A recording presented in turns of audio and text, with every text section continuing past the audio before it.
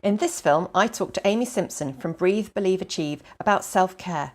Amy has a heap of experience as an occupational therapist and in complementary therapy and has invaluable advice for those of us who have a caring role. Enjoy the film.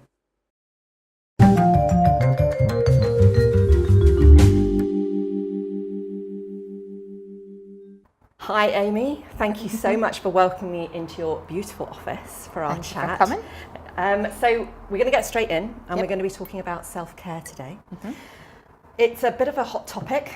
Everybody's talking about it, but what does it actually mean? Is it colouring books? Is it meditation? What is self-care? I think self-care can be any of the above. I think the importance about self-care is it's actually an opportunity when you take time that's doing something that's just for you. So it's that, whether that be, going for a walk, whether that is a colouring book, whether that's meditation, whether that's yoga, whatever that is, cooking, baking, whatever, something that you do that's purely for your own enjoyment, for that some time just to switch completely off. As someone who has a caring role as part of my life, why is self-care, I know self-care is important for everybody, but why might it be particularly useful for me? It's really useful for people who have a caring role, in the sense of actually, in order for us to be able to care for people that we love, or to care for people around and about us, the importance of actually, you can't give what you don't have. So if you are really stressed, if you're running on empty, if you're constantly worrying or thinking about what might be happening tomorrow, the next day, in a week's time, actually, when that in that moment, in those times with the person that you're caring for, actually they're potentially only getting 60 or 70% of you. So if you really invest in the time for you, actually those moments, those interactions that you have with the people that you love, actually they get the best of you, because they get a sense of you that's not tired. They get you at your absolute best. I love that, they get the best of you. That is absolutely right, isn't it? One of my difficulties is that on some days I am consumed by my son, whether it be physically hands-on care, appointments, worrying about him. How do I make time? Because it's, you constantly think, I know I need to be practicing self-care, but I just never have a minute. I know.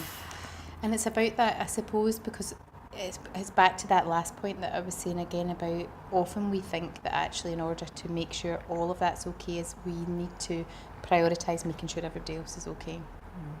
And again, it's back to that, if we're not okay, actually what we're able to give is not our best.